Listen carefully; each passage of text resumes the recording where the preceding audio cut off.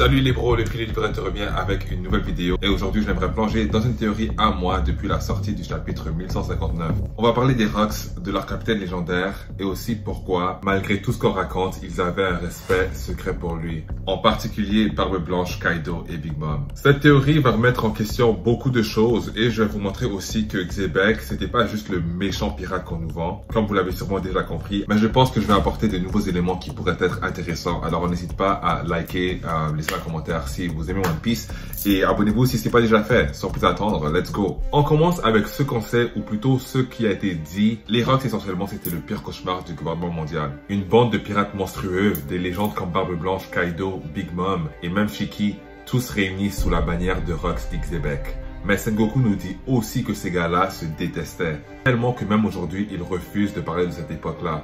Pourquoi des monstres pareils avec de tels égos acceptaient de suivre ce mec? Le chapitre 1159 et le flashback de Loki nous donnent quelques indices. D'abord, il faut remettre les choses dans leur contexte. Sengoku nous a présenté Rocks comme la pire racaille des mers. Et au début du flashback de Loki, on comprend pourquoi quelqu'un comme Barbe Blanche travaillait pour Rocks. Initialement, il avait été volé à cause de Davy Backfight, donc tout a pris son sens. Et Rocks, bien entendu, on veut pas trop le romantiser, c'était quand même un vrai pirate, pas juste un explorateur comme Luffy. C'était un mec qui voulait devenir le roi du monde pour des raisons bien sûr égoïstes.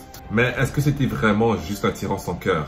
Le flashback de Loki nous montre un Rocks différent. Un mec avec des principes, des valeurs et même une humanité qu'on n'attendait pas. Par exemple, il refuse d'attaquer Harald malgré les suggestions de Kaido. Et on le voit aussi traiter Shaki avec un respect que même Roger n'avait pas pour elle. Et dans les scènes au bar de Shaki, on voit l'équipage, malgré leurs tensions, partager des moments humains. Ils boivent, ils rigolent, ils se chamaillent, mais ils coexistent. C'est pas juste une bande de brutes, comme l'avait dit Sengoku. Il y a une réelle dynamique. Il y a une réelle alchimie entre eux. Alors c'est quoi le deal avec Rocks? Oda, le génie, nous a fait un truc incroyable dans ce flashback. Il nous fait sympathiser avec lui. Rocks, c'est pas juste un pirate sanguinaire. Oui, il vole, il pille, il détruit des bateaux. Ouais, 76 bateaux en 2 ans, on n'oublie pas. Mais Roger faisait pareil, non? La différence, c'est que Rocks avait un objectif clair. Remplacer un gouvernement mondial corrompu par son propre règne. Et il espérait ses hommes, même les plus ingérables. Regardez aussi sa dispute avec Harald par exemple. C'est pas juste une bataille, on voit de vraies émotions entre les deux. Un Rocks qui se livre, qui montre qu'il n'est pas juste un monstre. Et comparez ça à son fils Barbe Noire qui est prêt à trahir n'importe qui sans hésiter. Rocks, lui, il a vraiment du charisme, c'est vraiment un conquérant qui force le respect. Et là, on arrive au cœur de ma théorie. Grâce au chapitre 1159, on voit un moment clé. La mort de Don Marlon. Et dans ce passage, on voit très clairement que la nouvelle, elle secoue Barbe Blanche ainsi que Rocks. On voit que Rocks est complètement furieux et le fait d'apprendre que Shaki a été enlevé va juste mettre de l'huile sur le feu. Il faut pas non plus être un génie pour comprendre que Oshoku est l'auteur de ce crime, de cette trahison. C'est sûrement pas un hasard si Barbe Blanche, plus tard lorsqu'il sera capitaine, la trahison de Nakama sera le pire des crimes dans son navire. Oda nous montre que Rocks, malgré son ambition démesurée, avait des limites, des valeurs, et ce, à plusieurs reprises. Et quand Shaki est capturé, c'est simplement la goutte d'eau qui fait déborder le vase. Rocks décide d'emmener tout son équipage à God Valley, mais attention, il y a plus que ça. Le chapitre 1158 nous a laissé une information clé qui a vraiment poussé la théorie que j'ai aujourd'hui. Big Mom et Stussy laissaient entendre que Rocks attendait un enfant. Et nous, en tant que lecteurs, sachant bien évidemment que c'est la vérité. Et c'est là que j'ai envie de suggérer que malgré le fait qu'Oda nous laisse croire que Rocks avait caché cette information de ses Nakama, je pense que tous ceux présents sur cette île voulaient réellement sauver Shaki. Ça explique davantage la présence de Gloriosa sur les lieux. Mais je suis aussi là pour vous dire que ces pirates qui se détestaient savaient exactement pourquoi leur capitaine y allait. Et par fierté, ils ne l'ont pas dit, mais ils l'ont suivi. En toute connaissance de cause, ils étaient prêts à le soutenir. Pourquoi? Parce que Rocks, malgré leur début tumultueux, avait su gagner leur respect. Pas juste par la force, sa vision, son charisme, sa façon de les unir malgré eux, malgré leurs différences. Malheureusement, God Valley, c'est leur plus gros échec. Manque d'expérience, d'organisation, de travail d'équipe. Ils se font écraser par Roger et Garp de ce qu'on sait, et probablement avec l'aide des dragons célestes, ou devrais-je spécifier chevaliers divins. Et cet échec, c'est leur pire souvenir.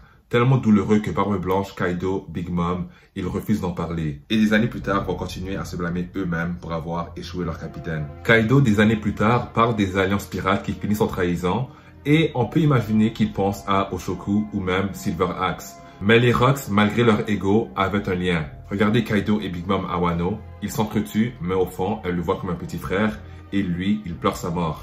Et Barbe Blanche, il refuse d'affronter Kaido après la mort d'Oden. Et là, dans ma théorie, on va suggérer que c'était pas seulement pour éviter des pertes, mais peut-être parce qu'il voyait Kaido comme un frère d'armes, un vestige des Rocks justement. On remarque aussi la facilité à laquelle Shiki débarque sur le navire de New Gate. Et là, on arrive à un point qui a toujours intrigué les fans. Pourquoi Barbe Blanche a pris Teach sous son aile? Depuis la révélation comme quoi Rocks était le père de Teach, tout le monde prit New Gate pour un idiot fini. Je me rappelle l'avoir défendu en disant que pour New Gate, les crimes d'un père n'étaient pas à transmettre à son fils. Mais là, avec le contexte de 1159, ça prend tout son sens.